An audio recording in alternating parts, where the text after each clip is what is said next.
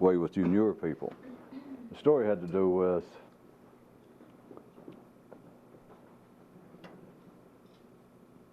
the way I told it to them, the first version, was that life let man invent all of civilization. Let man invent religion, philosophy, science, art, everything. Everything that is a product of man's mind, civilization itself. That life let man invent that so they would have a little something to occupy their mind until it returned in a form that they could recognize anew. Another version, another description, let me point out to you, this thing that's always been called an awakening of consciousness or a new form of consciousness, it could be called the second recognition of life. But within the original story that I gave you, and this one, that the awakening could just simply be called the second eyeball to eyeball, the second seeing of life. All right, I'll extend it even while I write it. The awakening could be called the second seeing of life. That's based upon, I'll have to stop a second. I assume all of you recall I've dug up one of my old creation stories that said that everyone originally, momentarily, was eyeball to eyeball with life. And it's true. I know it sounds like a weird story. It was, in a sense. I'm going to drag it out in my new story if I ever get around to it. That everyone is eyeball to eyeball with life, and it's almost on the basis. It's not untoward to describe it as a kind of quality control. I hate to speak for life. But it would be that sort of thing if you've ever seen movies, if you haven't worked in a plant that had a conveyor belt running down products like little Ken and Barbie dolls. And they've come out of the plastic mold and they've been painted and got their little hair put on, and they're flying by. And life being its only employee, and certainly its only employer, life only has one person to depend on, lucky life itself. So there it is, life, momentarily, thinking about all the hundreds of thousands of people, or thousands of people born every day. You've just got a second. I mean, even life, I guess, can only work so many hours a day, or cares to. But you go by and it's like the belt stops just momentarily, and there you are, Ken or Barbie, and it's like life looks you over, and you got that momentary opportunity, and it's actually where the intellect is ignited. It's where you become a human. It's not just a physical creation because you're already the doll, but you get there and you stop, and you've got that 1 second. And my story originally went that everyone originally has an eyeball to eyeball confrontation with life, and that most people blink and look off, and some don't. All right, that on the basis, you got to remember that for me to refer to it with the other story.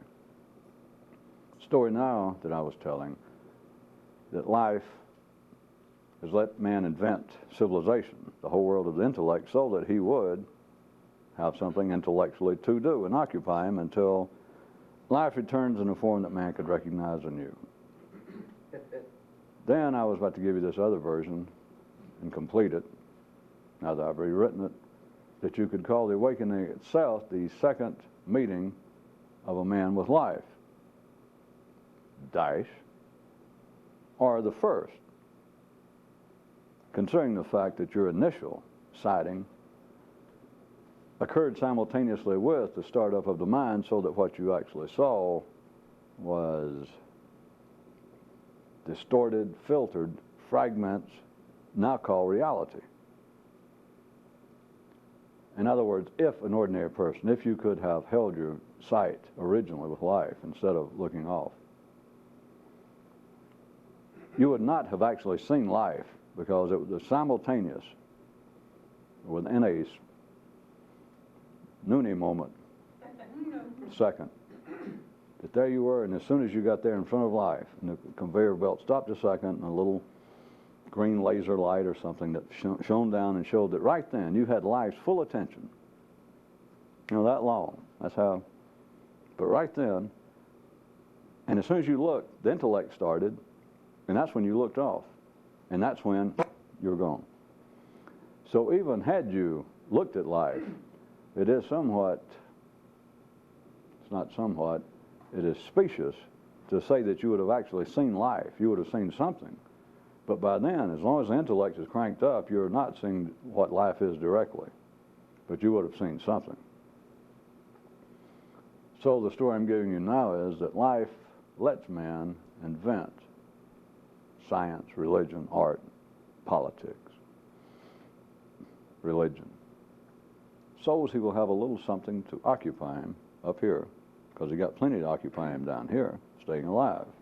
He needs no physical hobby, which is why people nowadays who do not have to physically struggle to survive do need a physical hobby, since they have no particular interest in intellect. Ergo, sports, for one thing. But life let man invent these things to give him something to do until it returns in a form that he can recognize anew. Tie that to my new version that you could describe the enlightenment, the awakening of consciousness, the liberation of the mind in some way, as the second meeting with life. Would be the second time people tried to describe it. Mine is as good or maybe better, for all you know, than any you've ever heard. You'll find out for yourself, maybe. But it is like a second meeting with life, taking into account what would have happened even originally, if you could remember it, if you had been able to, at least partially, hold your gaze into life's eyes for a second. I'll admit, if you take my story and try and make some sense out of it, or try to get some human feel for it, we could all admit that it sounds pretty problematic that many people, if we're talking about life itself, looking you dead in the eyeball, and there you are, for all intents and purposes, you're 1 second old. And that is the first thing you've got is the granddaddy of everything, looking you dead in the eye. And for me to say most people blink and look off, I mean, if that sounds like, well, you know, it's like a gunfighter out in a Western movie and he chickened out. You know, that's a pretty cheap shot to take at a poor little kid that's 1 second old. And there you are dead, looking, you know, life's looking at you right in the eye, and what are you going to do? Most people go, you just don't know what to do. A few people don't. The insinuation, if you hadn't put together, is that's where mysticism came from. Is a few people either don't, or if that sounds too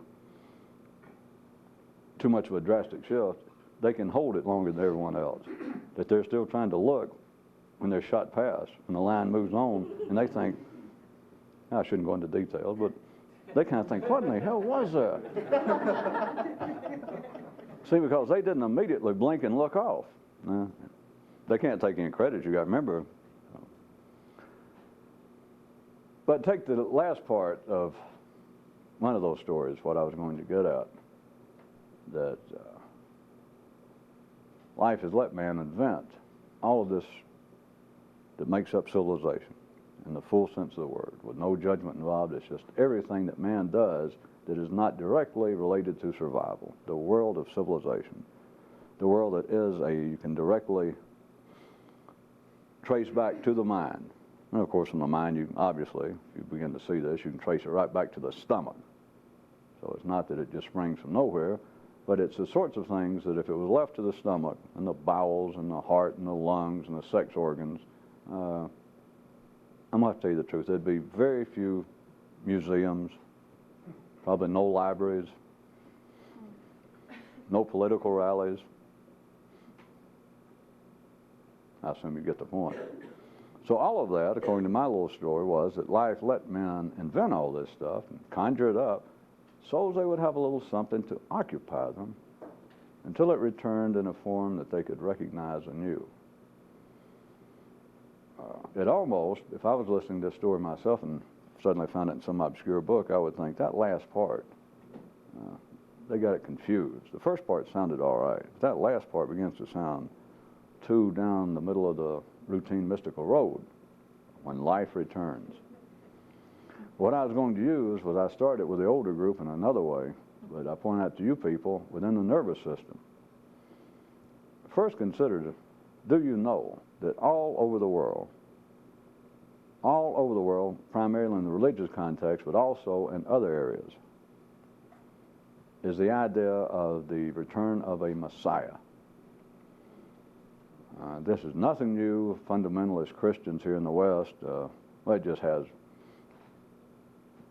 peaks and valleys like everything else, a renewed public interest in the so-called conservative fundamentalist movement, both in Christianity, as a matter of fact, and in Islam and some others. But it's a story, you know, that the end is near. The apocalypse is upon us. And tied in with it, and with the Christian view, is the return of Jesus. And the Jewish view, which is much older, we're talking about, it's not a history lesson, but we're talking about 5,000 years ago, the idea that there was a Messiah going to come and straighten everything out. The Hindu literature, even older than that, and there were beliefs that were non-written in what is now Persia. But they're everywhere. And it's not just some old idea, and it's not something that psychologists, I could speak for psychology, they could dismiss it the same way they do with religion or explain it and say, well, it's an idea of hoping its children, even though they be grown, hoping that their father or their mother will finally come back and straighten everything out. That here we have people who are grown and life is not going exactly as they wanted, and they're having trouble with their marriage life and their business. And sure enough, they're just sitting ducks sometimes for all kinds of weird cults or a return to some fundamentalist form of their religion, that the Messiah will come. And they can explain it as being some infantile projection of insecurities and hoping that, of course, they could explain God that way, all of religion. But let me also point out to you that it's not all that old, and it's not all religion. Some of you may know, shortly after World War II out in the South Pacific, sprang up what was known as cargo cults. And they're supposedly still around. I assume all of you know. And it was things that fell out of airplanes when they were dumping in the American troops. They're groups of people. And last I heard that they were still meeting at the annual date, or however it worked out, but on the day that the troops were leaving, the American troops, and then whether the natives knew what was going on, they obviously, apparently didn't know what airplanes were. They were on the other side of the islands. It was down around the New Guinea, South Pacific area. At any rate, some American planes supposedly went over, some Allied planes. And the war was over, and they decided to dump stuff. Not even what it was, you know. Bedpans, or the point was, things just fell out of the heaven. Things that they'd never seen before. And so the West, of course, put a name on it. They didn't name it, but they called it the cargo cult. And they get out there now, and one of them, in fact, the people, it's been reported, some of them may still be alive that saw it, but they made dummy airplanes. They'd never seen them, but they got up sticks and twigs and all kinds of leaves and made up like totems to appeal. They thought that was God, their form of some God, and they laid it out on the ground, and they sit there and they do whatever they were doing that day. There's become a whole ritual that the Messiah will come back and throw out stuff out of the air, and all they got to do is wait. So I want you to see that it is in ancient religious context, but it still goes on, and it goes on in your nervous system, which all of this is simply, as psychology would like to say, all of that man invents out here, if psychology could expand their mind that way, or any ordinary person, all of that's a projection of simply what is taking place in your nervous system. The nervous system is waiting for the Messiah. And you can be an atheist, but your nervous system is waiting for the Messiah, I can assure you. Either that or you are not even nominally sane. And by that I mean you would have to be absolutely satisfied with life. And any ordinary person, a psychiatrist, anyone will tell you if you're absolutely satisfied with life, you're sick. Of course, you're the kind of person that, ordinary person that seems to be satisfied with life, you would not be consulting with a psychiatrist anyway. You would probably be out on the street begging for some change for some wine. In other words, that fringe of the healthy heart of society does not count in these discussions.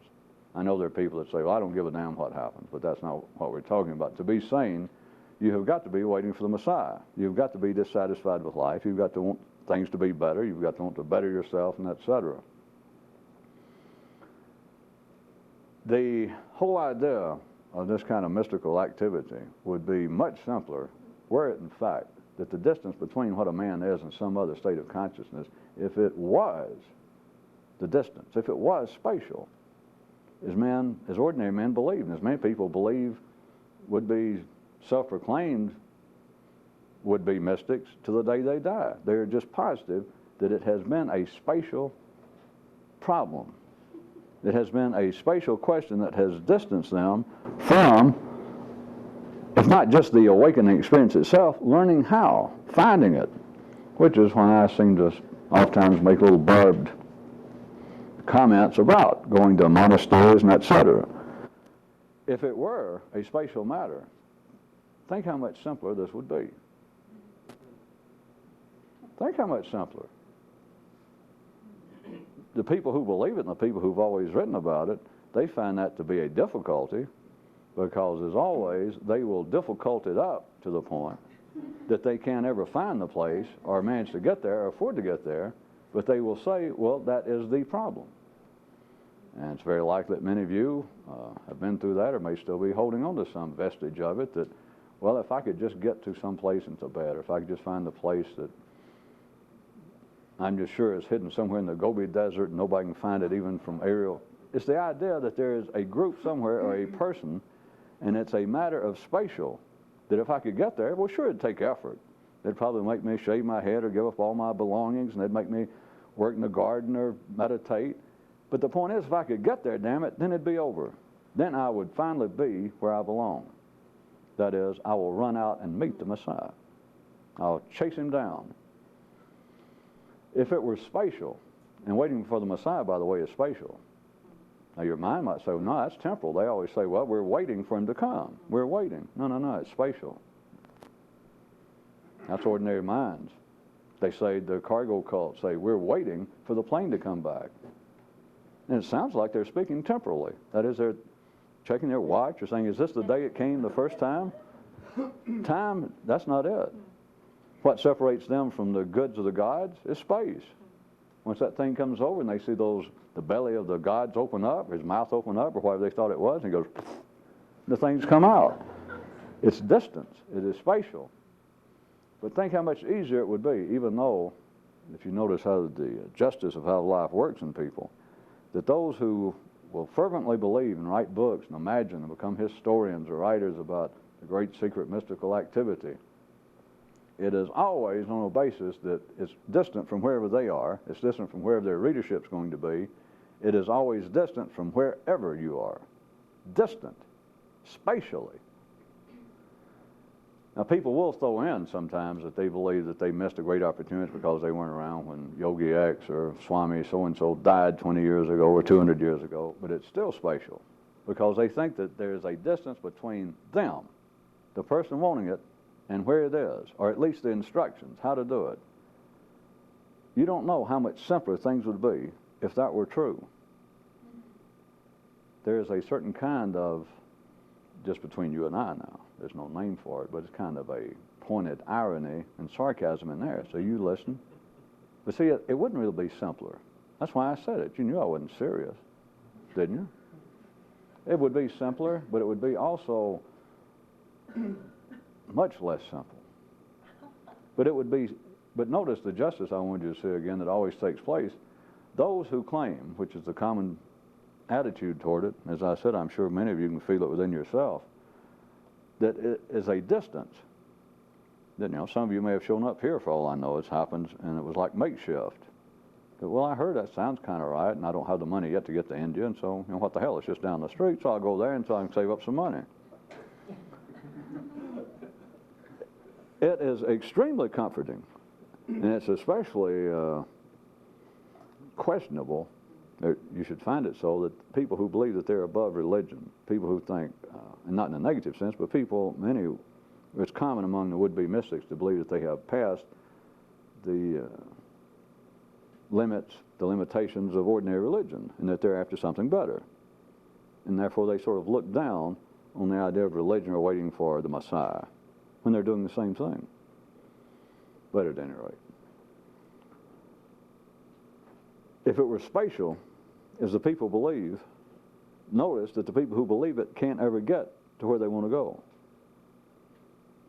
It is the built-in tango of justice, or Apache dance, but it is a dance between a person, their mind, and their belief in what their mind is seeking, another state of consciousness.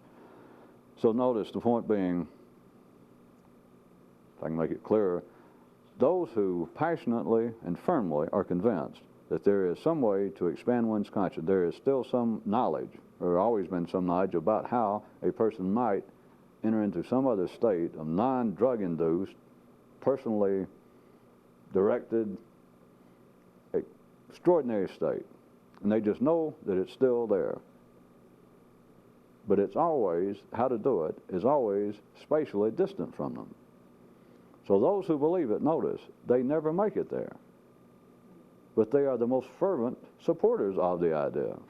They, in fact, may write several books. They may gain a reputation. And that's not uncommon at all if you don't know. Some guy or woman will end up with a reputation of being an expert on the inner secret tradition of the Tibetan form of Buddhist mental liberation. And somebody asked the person, well, what was it like when you went there? Oh, I've never been there. But their first book sold. So they wrote a sequel to it, and they've got 2 or 3, and they are now the expert on the matter. And you find they've never been there. It doesn't seem to strike them. They could say originally, well, I didn't have the money. I couldn't get there. But now they're the world's leading expert. And before you laugh, think about all ministers and rabbis and everyone else, if you want to, or psychiatrists, or economists, or any expert. That's why you become an expert. No, I hadn't been there, but hell, I'm an expert. How is it to be around those Tibetan monks? Well, I mean, I don't know. I've been so busy being an expert. You do realize, have you bought one of my books here? The man has a table full of books. 5. Each one a more in-depth survey and telling of what the whole history of the Tibetan mental liberation aspect of Buddhism is, has been, where it's headed. And he's too busy now. He's an expert. That's not to make fun of anybody, you understand. That's the justice of it. As long as you believe it's distant, it makes it much easier for an ordinary person, because if you believe it's distant, you can always, with no effort whatsoever, well, very little, you can arrange never to go there. Maybe a little effort. Well, such as like I just described it. Finally, somebody says, you mean you've written 5 books and you hadn't gone? It may take a little increasing amount of verbal dexterity and tap dancing to get around it. Of course, you can always just start lying. I guess that's when you're a real expert. You write 2 or 3 books on the Tibetan form of the liberation of consciousness, and you get more and more famous for it, and you're appearing here and there, and people keep asking, and you finally realize this is getting pretty hard to defend. And I'm having people walk away from the table that would have bought a book, that come up and pick up the book and say, you will autograph it. And the guy goes, yeah. And they go, I've been saving to go to Tibet. How is it? And he begins to notice after his 2nd or 3rd book, he's famous, but when he says, well, I never have been, and people begin to look at him with a certain amount of suspicion, distrust. So like I said, it is obvious what you finally learn to do is just lie. Ah, it's marvelous. You should go there. I can't say much more about it. Hush, hush. Read the book. Read this in the book. It's in the book. $29.95. All right, if you were ordinary, I want you to see it would be much easier if that were true, which they believe it's true, but I'm just saying if it were true, that the distance between a man and another state of consciousness, an extended state of consciousness, if the distance were actually spatial, wouldn't it be much easier and simpler? To ordinary people, I've just explained how it would be. Because if it is distant, with very little effort on their part, they can manage it. They can manage not to ever go there. That's possible, very possible. But now how about somebody who is not ordinary? Wouldn't it be much simpler? Let's assume that you're not now this ordinary person who would find some way not to go. What if it were simply a matter of space, of distance, actual physical distance, and that whether you'd ever dreamed of her the right one or not, if somebody told you there was an actual place right now that you go, and if you had any chance that they could almost guarantee, well, come in here and we're going to close the doors and you got to stay here, but we'll show you how to do it. I mean, yeah, you found us finally. That one's maybe the proof. That's how you gain admission. That's one of the nice stories, that if you can find it, then in some way, fate and gods and great cosmic forces, that's the proof that you belong there. course, nobody ever takes into account the little 7-day advertisements and Tupperware salesmen. How about them that show up there accidentally? Yeah, but see, weekend mystics don't want to think about such as that. That there they gained admission. Now you have to consider, now you'll remember my words, and you look around, and you think, this person over here, I hate to be critical, but he doesn't really like he belongs here. He sure is like the kind of guy who used to sell aluminum siding door to door.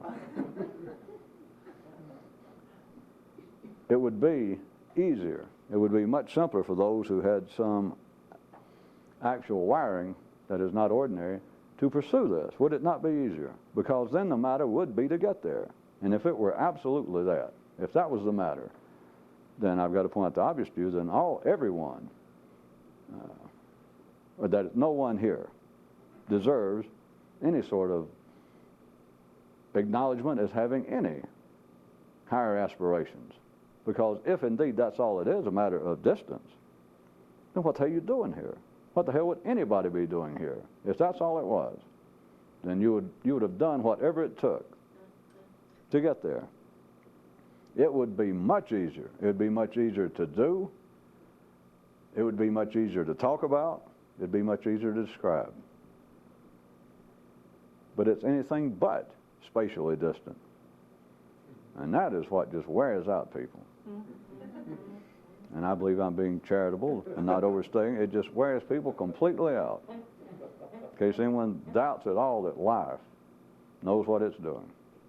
If your mind doesn't, life does.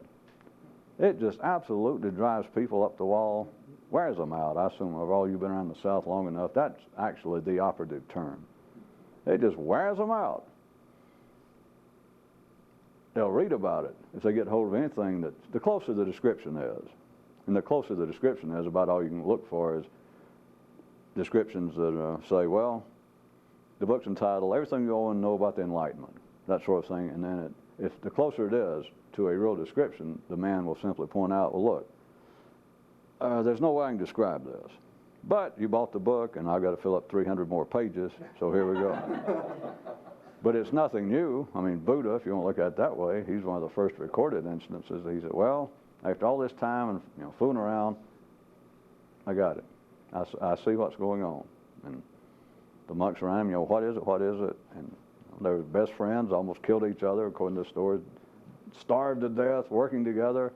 His best friends, only people he would talk to, and they said, well, what is it? What is it? You're the only one. He went,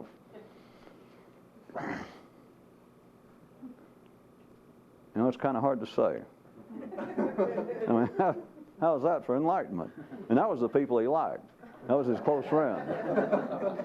After that, to try to do it, you really have to sort of water it down, doctor it up. You have to put some kind of clothes on it. You have to keep saying, well, think about this. And people go, well, all right. And you go, well, and then think about that. They go, okay. Then you go, now, maybe think about that and that at the same time. Try that. That might take a decade to get them to do that. And they go, all right. Then maybe it's another 20 or 30 years, and you go, all right. Can you do them both? They go, yes, sometimes. Don't shake the boat. You go, okay. And then he says, all right, you got them both? And they go, yeah. I'm just making this up. This is close, though. And he says, all right, now let them both go at the same time.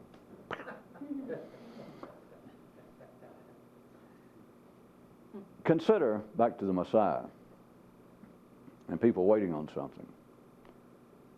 And my idea that I gave you, that you could look upon the enlightenment as the second seeing of life, tied into what everybody's involved with.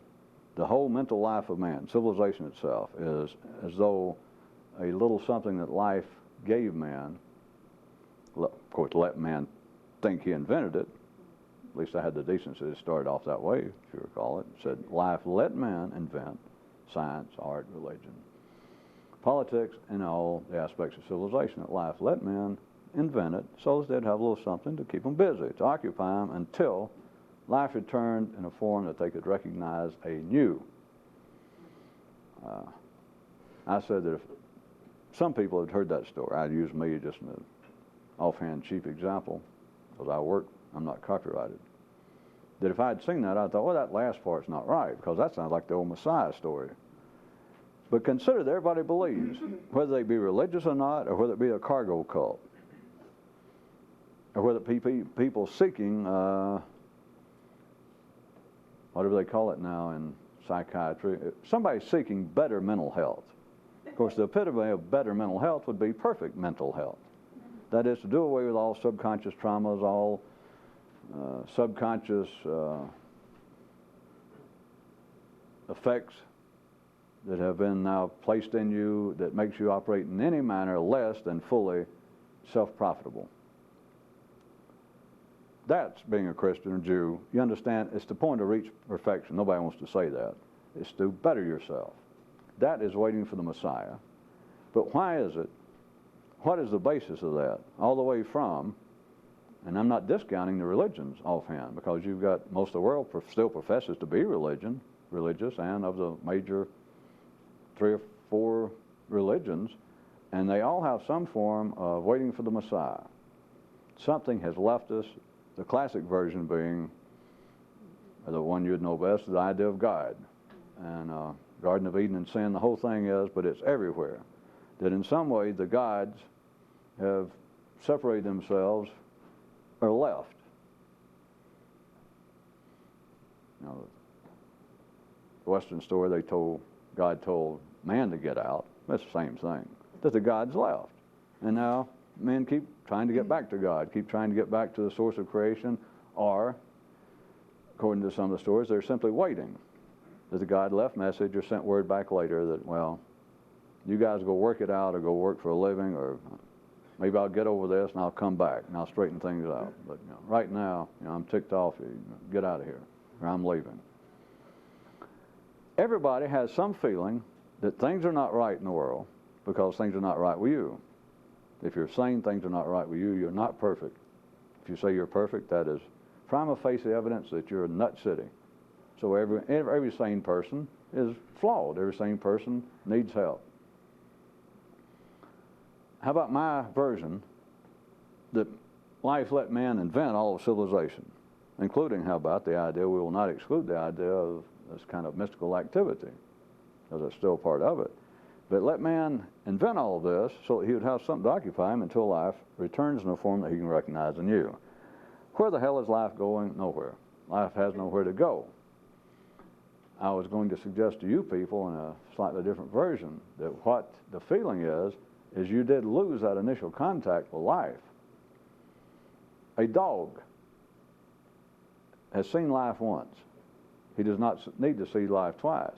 He sees life, and that's it. All creatures who do not think can see life.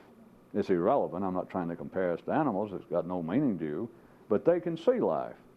It would have been the same if you could have seen life. If you were there on this conveyor belt in the assembly plant, now you are Ken or Barbie, and there's like 1 or 2 dolls in front of you, and let's assume that life is big enough and was in such a form that you got, it was just about your turn, it's going to bounce, bounce, bounce, bounce, that you got a glimpse of life before you got right up there at the spot where the light is, the examining to quality check, quality control, that if right then you would have seen life in the same way that a dog would see life. That is, without any comment whatsoever. No filtering, and there's nothing to say. Anything I say after that is just really sticking my finger in your eye. That although I'm not trying to compare man to animals, that's not the point, but a dog can look directly at life. I mean, it just looks at life. It does not see. There's no such thing as reality. A dog simply sees life, and if you had no mind, all you saw was life. But it would have been meaningless. This is really getting off. No, I shouldn't do that. I will. No, I won't. I'm afraid you new people, it's very common that you're already on the verge, some of you, being driven nuts by all the ordinary so-called mysticism. I hate to drag out some of the things I was going to point out to you, some of the quacko beliefs that people have had historically, that there is an actual basis for it. A physical, electrical, chemical basis in the human nervous system. I don't think I'll do it. Because then somebody would go, I knew it, I knew it, I knew you could talk to the dead, or I knew that there was precognition, or you need somebody to check your distributor. The timing's off. That damn near makes sense, doesn't it? Sure it does. But there is a feeling. What I want you to see, the feeling, and it's in all the stories, it's all the ideas of a lost Holy Grail, a lost scepter that the king had at one time, and it's been gone, the proof of his authority. All of this is the feeling in the human nervous system. And it, like I said, you can be an atheist, and you will still be subject to it. You can find a whole group of people that have no story religiously about God has gone away, but if they do not, I will assure you that group of people, if they are civilized enough, which is almost everyone on this planet now except, we'll assume, the cargo cult, kind of frightening to think about it, unless you're Baptist, and that makes sense. I don't know what that meant. I do, but I don't want to talk about it. If you got any idea of how religion works, you know exactly what I'm talking about. Even if a group of people do not have what appeared to be a religious story about the Messiah, there will be another story. There will be mythology. There'll be something about the founder of their tribe, the founder of their nation, or there'll be, I was pulling out the Middle Age Western ideas, back in chivalry, the idea that there is a king, which seems to be pretty secular, but the idea is the king, and he lost something. Some evil opposing king, Satan, but some opposing king from far away came in and stole his scepter, stole his magic sword, and now the whole point is these knights, these great warriors, are going out. And there's same versions that some of you may know over in Japan and China, even older. But the idea then that the king sends out the most worthy warriors, and all you got to do is have any inclination toward the allegorical, and you understand, or you suspect that the stories surely had more to do. Somebody somewhere thought they had more to do. It's not just physical battle, but they're going out to retrieve something. Something, man has lost something. The king lost something. But if you got any touch of this, somewhere along the way, it should have struck you that, even if you didn't stop and study it, I'm not trying to pick on you, but when you heard fairy tales, hell, the Three Bears, Little Red Riding Hood, King Arthur, the Holy Grail, all those stories, that somewhere it should have just struck you that if somebody suddenly jumped out of the book or behind the bookcase when you was reading such a book and said, did you know that really had to do something to do with a man's consciousness or some kind of great secret mystical activity? That you would have gone, yeah, I bet it did. Well, I got to go. You know, I'm late. But at least it should have struck you that there was more to it. It does not normally strike people, because if you begin to see it, all of civilization is a mystical myth. It's just according to the way you can see it. I just pull out some of them, and I'm not, the reason I hesitate at times when you're people to pick out anything specific is at least people think, well, there's some great secret there. It's better written, but you can see the same kind of mythology. You can turn on C-SPAN if you can stand it and watch the U.S. Congress in action. It's not as well written. The point being, you can look around at life, and there's your mythology. It is going on constantly. But the reason that literature does, the purpose it does serve, in a sense, at least to someone searching for something extraordinary, is that it can focus your attention. Because most people get started off on this, besides the initial itch they have, most people have some book that they finally found, through whatever reason, or somebody recommended that there was some book, the first person they ever read about, or whatever it was, that just really hit them. They may have read 2 or 3 books, and they finally read something. And it just struck them, yeah, my God, that's what's been bothering me as long as I can remember. That's it. That's it. It just seems to focus the attention, but what I'm trying to get you to see is that all of it has to do, when it even begins to verge on that which seems to have a possible mythical, allegorical message of some, that could be of some significance, not just fairy tales in the sense that ordinary people believe it, that it's just entertaining. Yeah, it may be. But you think, wait a minute, what is all this all over the world that men have lost something? All the way from believing that God has gone away, which seems to be sort of the supreme, I guess, from an ordinary simplistic view, that that'd be a lot worse than the king losing his damn scepter. I mean, that sounds bad enough if you're a loyal warrior to the king and he says, hey, somebody stole my crown, go get it. And he thinks, right, you know, that's a big deal, but, you know, God. But at any rate, in between there, what I'm telling you, all the way from that to cargo cults and believing that the gods are going to fly over if they treat them nice and throw out bedpans and bandages. And the point is, it's free. I'm telling you that the basis of it is that men know that they're not looking at life. The idea that we're waiting on Messiah, I'm going to tell you what humanity is waiting on. To use the kind of descriptions, not just I could make up something, but just use the old good ones about awakening of consciousness, a higher state of consciousness. Or to look at it another way, we would now finally move out of the spatial, really, into the temporal. God's tomorrow. The Messiah's tomorrow. The cargo cult, they're not waiting for a plane, they're waiting for tomorrow. The king did not lose his crown. Somebody didn't come up and take the king's crown or scepter. They didn't lose the Holy Grail when they were burying Jesus. Somebody didn't steal it. It's right up there. And when I point, instead of spatially, I mean my little line of time, it's right up there. It's right up where the parade's headed. It's tomorrow. Life did not leave, but men know that they have not seen life. Philosophy's full of it, religion's full of it under a lot heavier and bulkier clothes, but philosophy, early on people began to sit around, just fairly ordinary people. They didn't have to be mystical, and somebody would say, you know, sometimes it strikes me because they can usually come up with anecdotal evidence. They'll say, have you noticed how intelligent people like ourselves, other philosophers, have such divergent opinions on what constitutes a good person or what would constitute a equitable system of justice, what would constitute an equitable system of wealth distribution? And they go, yeah. And they'll finally say, well, you know, it seems as though, although we're all intelligent, decent, honorable men, but it seems as though each person's mind in some way puts a kind of twist on it. That's the way the Greek philosophers used to talk. They'd say each man kind of puts his own little spin on it, and so it's obvious that we're all seeing things slightly differently. And they'll say, well, that's true. And so you had years ago somebody opining that, wait a minute, maybe we're inventing our own reality. And now that's come to the point now that there's been physicists who attempted to be philosophers or Zen physicists or whatever they call themselves. That's down to the point of how strange the world of subatomic reality, subatomic particles, that they can find. If they tried, but they got around the edges. I don't know how far they've taken it, but you can get around the edges and you can find just the idea of the uncertainty principle, or the whole unpredictability in a certain way of subatomic reality, and you could look at that as being a great warfare between a good king and a bad king, or you can look at it as the king lost his scepter, that is, the king's almost lost his mind. You get down to subatomic, and I'm just taking their word.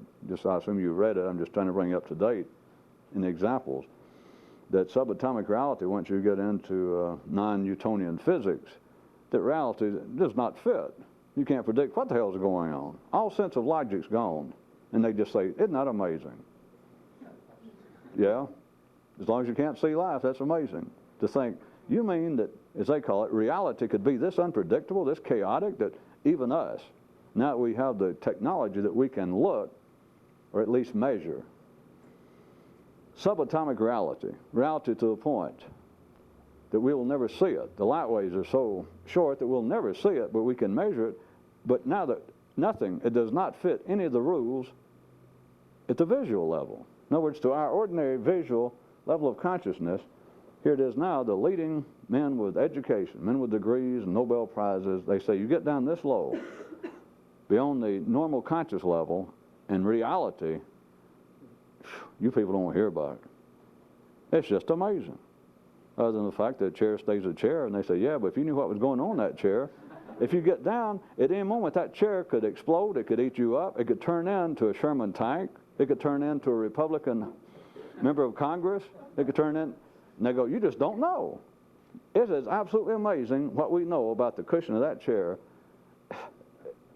and you don't hear about it. If we tried to tell you, you just don't know about it. Mystics always known about it.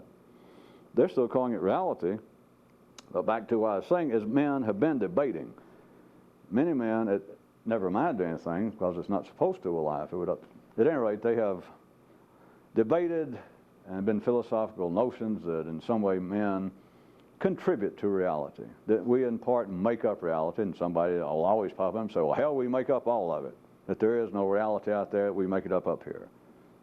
Somebody's always rediscovering that line. Not they understand it, but somebody's always coming up with that line because it seems to put a coda on the conversation. Everybody says, well, I think that some people add their own consciousness that they add their own interpretation of reality. And they'll have a drink, and the other guy goes, I think most people do. They go, mm-hmm. And finally, if you waited long enough and you got the last word, you go, you guys are on the right track, but I'm going to tell you what. I don't think there is any reality out there.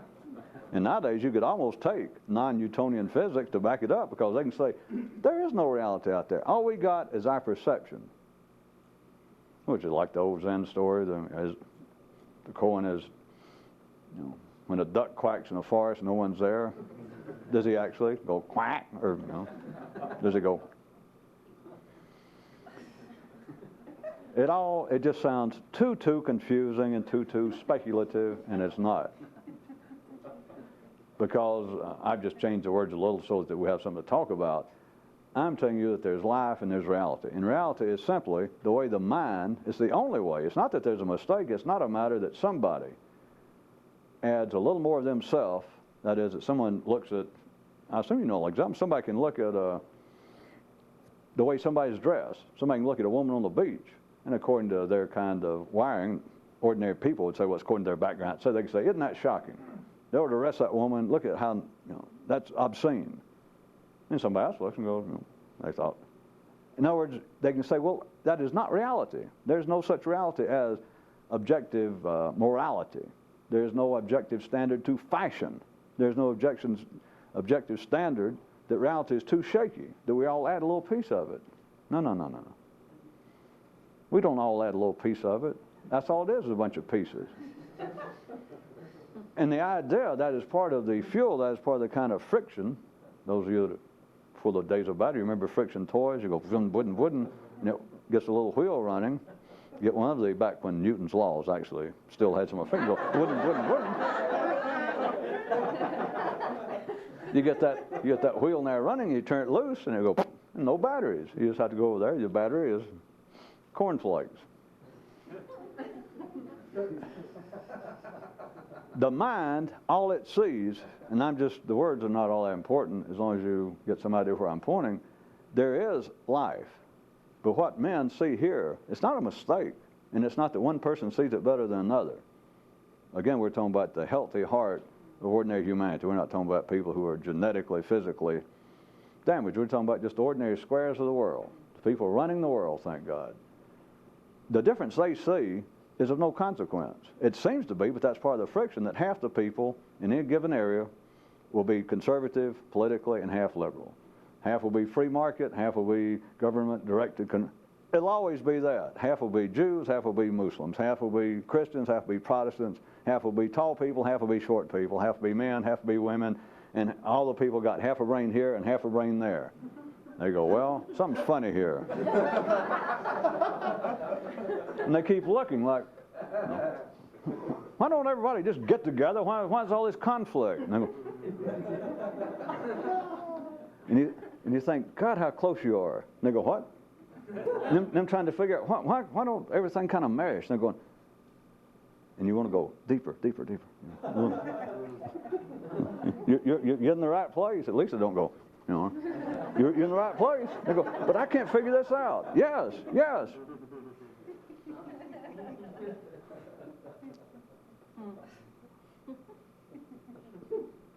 Without much further ado about the description, I threw in the stuff about philosophy and etc., fearing that, or assuming that some of you had taken Philosophy 101 in college or read books, or it pops up in, I know many retellings of some of the Vedic literature and Zen stories, that reality is very suspect and it's very shaky, and that there's even been attempts to describe mystical systems as an attempt to straighten out your perception of reality. If you're going to listen at one time, you got to listen to whoever's talking to you right now. That I'm just telling you that life is one thing.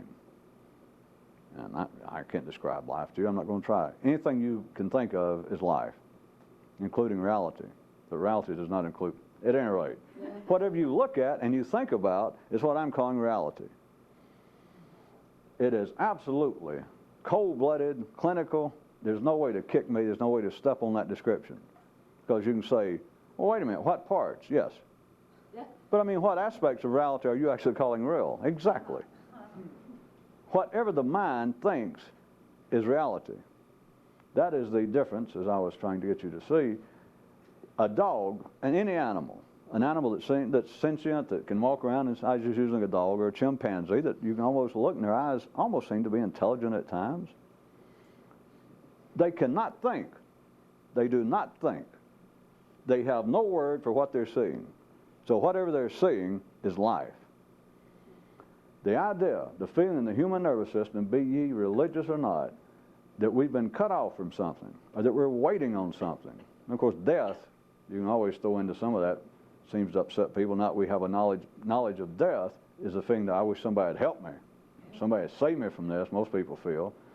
But then there is also a pickle, as we call it in the magic business, before burlesque died. There's a pickle in that if you didn't have a mind, you wouldn't know you're going to die, so you wouldn't worry about dying anyway, and you cannot rely on that description that, well, we're all waiting for the Messiah, or you're saying there's a widespread or worldwide kind of psychological syndrome of people thinking we've been cut off from gods or some central force, but it's our fear of death is what spurs it on. That almost works, except what I just said. If you take away a man's mind, you're like a dog. If you don't know you're going to die, then who are you going to wait to help you? What it is in the human nervous system is that people, in a sense, know that they have never seen life. But here it is, the thing that keeps you from seeing life is the very thing, the only thing, but it's the very thing that makes it possible for you to think, God, I wish I knew what was going on. So you have got the classic double bind, which is just the normal state of human affairs intellectually at street level. But the one opportunity, to use my story, that you almost had to see life, that even if you did, if you glanced up before you got right there in the spotlight and had your second, just before that, if you saw life, you got nothing to say about it, because the intellect only got ignited when you got right there in the spotlight under quality control. And so before that, if you saw life in the same way a dog did. But men know, all sane men know, that something is missing, that something is funny, something is curious, something itches me somewhere. It's just no secret. I mean, as long as men have been writing and drawing pictures, the first drawing they had, first time you can find people writing things, the first thing you went was, Dear Diary, I don't know, something's just not right.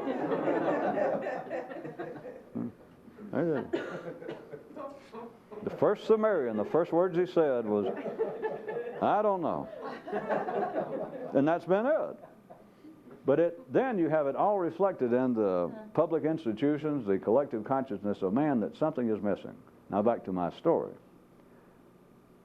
I'm saying that man is waiting on life to return, because you got to remember, life didn't go anywhere. Waiting for life to return in a form that it would recognize anew. Ordinary people are waiting on life to return, but they're waiting on life to return on the basis that they do not recall that they ever saw it. That's why I changed the story, that you could say that the awakening itself would be a man's second meeting with life. It'd be the second time that that's what this whole thing is, that you never knew what to call it, or people's always called it something, but I'm telling you something else to call it that is right on the money. Is that what you're wanting is, you want to get wherever life is and get back right up there and have that chance again and to see the son of a bitch. I mean, in a nice way, of course. But to see the guy again, to see the thing. That's what it is. Which is also why people can't describe it. Because how can you describe life? If you describe life, you start to describe reality. There's another one of my recent stories about the one-word theory, which I don't guess I'll have time to go into. But it was a mystic who, after seeing how everybody tried to describe life, reality, the awakening, and they kept trying to narrow it down, he finally appeared and gave it one word. And thus was born the one-word theory. And for years after, it's been debated and refuted. But as most of you know, that well-known amateur video shows very clearly that the one-word theory is the only reasonable possible explanation of what happened. Think about it. But since the one-word theory is It's still too hot to describe, talk about.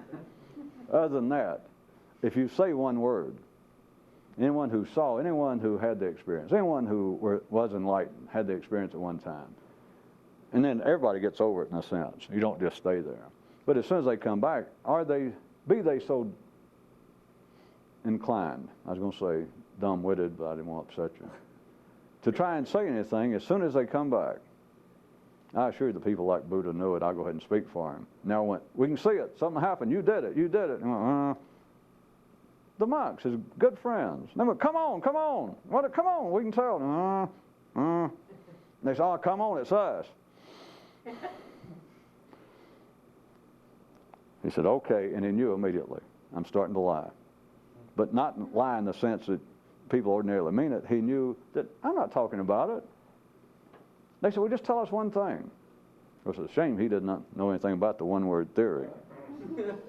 It still wouldn't have worked, because no one except people who actually were there in person and saw it happen, no one can actually accept the one-word theory. They go, no, there had to be another word somewhere. Maybe somebody spoke a word up there on a grassy knoll or in another building.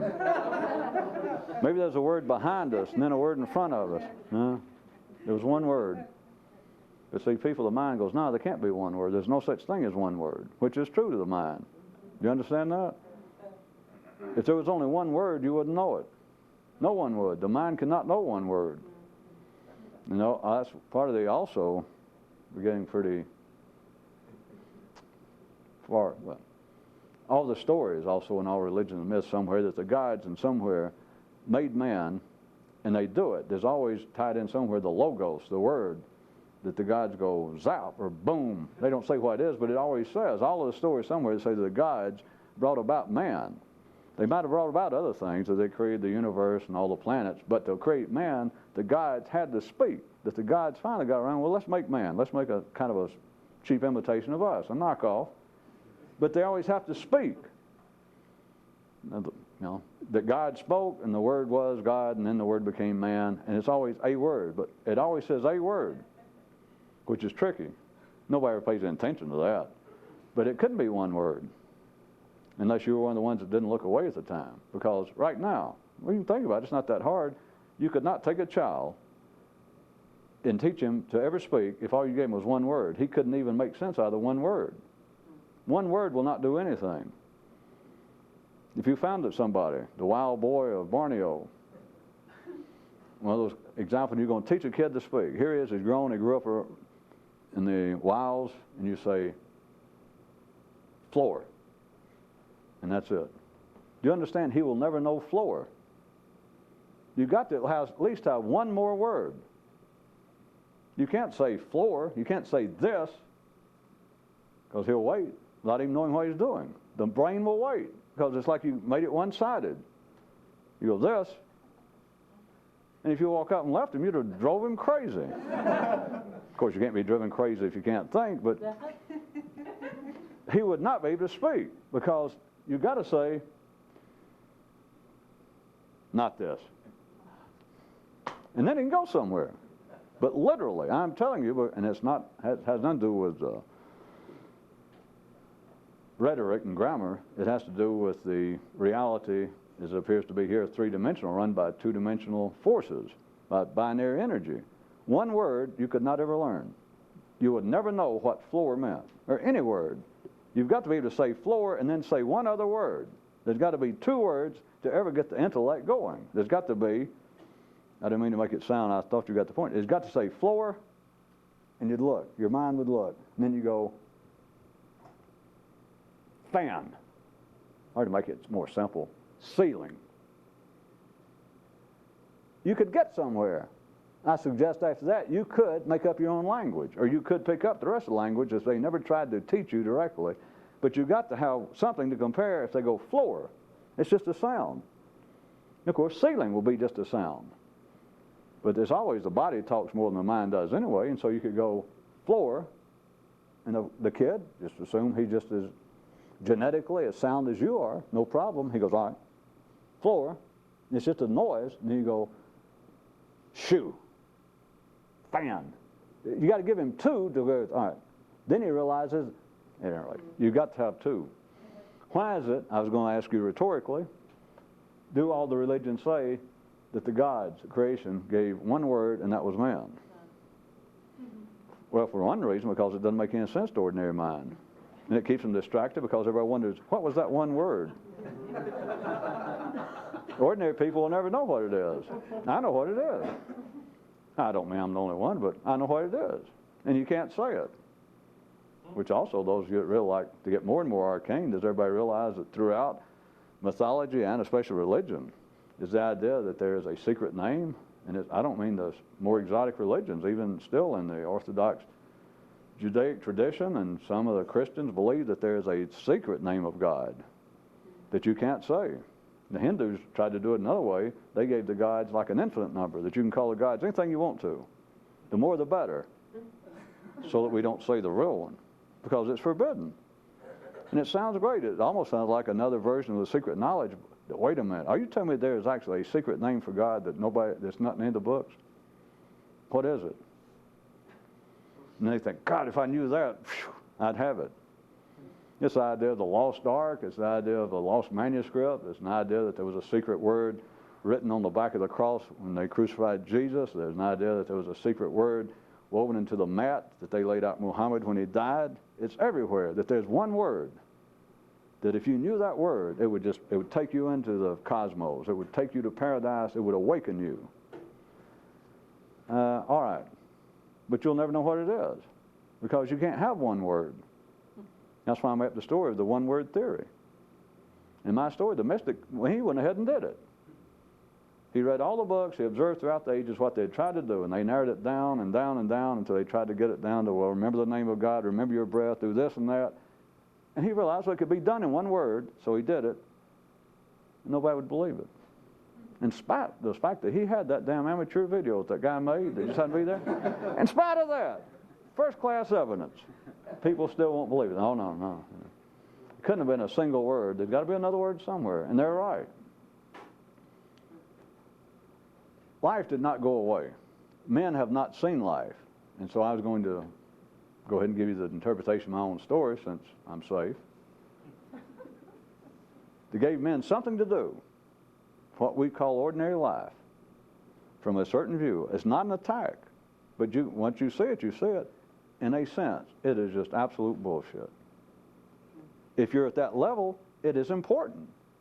Because the point is, what you're going to do. If you don't have something to do, you go crazy. And so you take politics, soap operas for men, you take that seriously. Movies, art, whatever your hobby is, you're supposed to. It's either that or go crazy. Or the third one, of course, is be a mystic, but you don't select to do that. But you have to go ahead and think, well, this is important. At least some aspect of it is. That's another proof of your sanity. I know there are people out in the street that holler, oh, life's bullshit, screw it all. But they're not sane, you know that. We're not talking about that. Proof of sanity is to know that life is important. They don't know what they mean with life. Reality is important. Politics, or religion, the social structure. That there are things that are important. There's some things that may not be, but there are some things by God in life important. Family, patriotism, honor for your ancestors, something. That's just all bullshit. It's just distraction. It's something to occupy men, according to my version, until life returns in a form that they can recognize in you. To conclude it, I am telling you that that is what the Enlightenment is. The life didn't go anywhere, but you have to recognize the new. You can't go back and see it like it was, and it's not going to return because it didn't go anywhere. You're not waiting for the Messiah or Godot or anybody to return. Life didn't go anywhere. What mystics are trying to do is see life. And that's why you can't explain it. But if you see it, then you understand what the one-word theory is. Because what are you going to compare life to? It's only reality that can be compared. And it's reality, that is to get the mind going, that absolutely requires two words. Life would not get going. And floor and ceiling's pretty cheap, I guess. It's really good and evil. That would be the two words that gets most people going. That is sort of at the heart of the general parade, the collective march of progress with humanity. What I was going to get to, I'm going to stop though, As you understand that all of the systems, all of the disciplines, all of the methods that you've ever heard about, and I've talked about them to you new people and drug them back up for you so that you know that I'm aware of them, that they're still used. Everything from meditating to attempting to remember your breath, to count each breath before you die, to remember every possible name of God, or to repeat asparagus every time you breathe. And I've pointed out directly what it is to bring your attention under control. And what is that compared to what I'm talking about tonight? It is to try and bring what amounts to the flashlight that sees only reality, that sees everything chopped up. And if you hold it, it will interfere, to say the least. It will change, if you can hold it for a second, it changes what you perceive to be life or reality. Nothing out there changes, but the more you can do that, if you can do it 2 or 3, like I was pointing out, people believe that they meditate or remember their breath or remember their consciousness, and even say things like, well, in fact, I can do it so well I can't stop doing it. Those kind of people, if they could do it, if you could do it right now for a minute, the temptation is to say everything that you perceive would be absolutely different. Just absolutely. Except for this. It'd still be a carpet, it'd still be a fan, it'd still be people here in a chair. That doesn't change. But you suddenly realize, I've never seen it. I'd look over there and see a chair, and I heard a noise over there. And I saw the light, and I wondered what time it was, and my head itched. And I thought, geez, I got to get a haircut. And I did all that. That's reality. It is fragmented, it is filtered, but fragmented is the main thing, which is what responds to what that I'm equating physically with staring. You are chopping up life mentally, which is the only way the mind can work, because every time you stare from one place to another, what you're doing is making 2 words. You got to stare from here to there. There's got to always be something to follow this. And nothing follows life. Life is not a closing act for anybody. It's not an opening act for anybody. And you just see it and you think, well, and all the monks go, oh, come on, tell us, you saw it, you saw it. And you go, well, and there you go. Of course, if he could have left it at that, come to think about it, if he just said, well, at least you wouldn't have done him any damage. And I'm sure their Buddha tried not to do him any damage, I don't mean that. But he went, well, and now got their pens and their pads. But what if he went like, that was it? Well, now got, yeah. And in some way, like in sign language, which still won't work. I was going to say, write him a note, but it's all the same thing. But if he in some way tried to signal to him like, that's it. In other words, the opening remark, the preface of, okay, all right, they're ready to go. And he signals, no, that was it.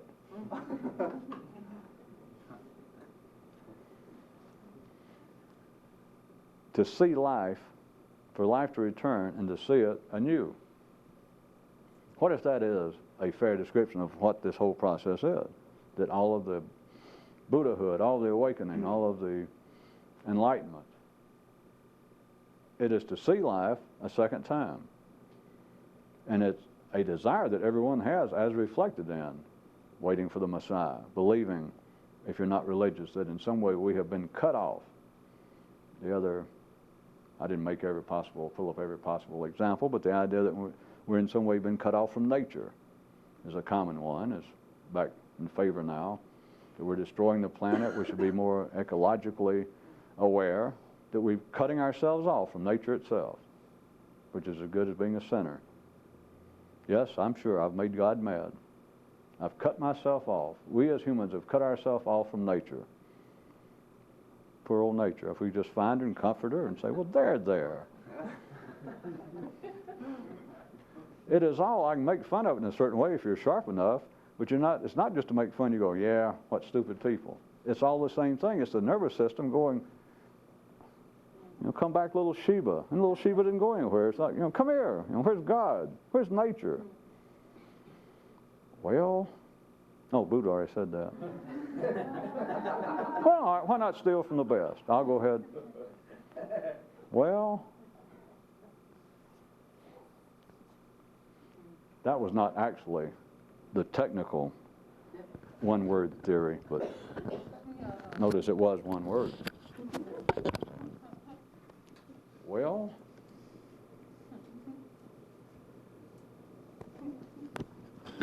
guess you can see, even if that were the word, which it's not, but if that was, you can see, I assume, understand the basis of its very limited acceptance. Yeah. I mean, very few people is, that can't be it. It's a good thing that they don't keep showing that film.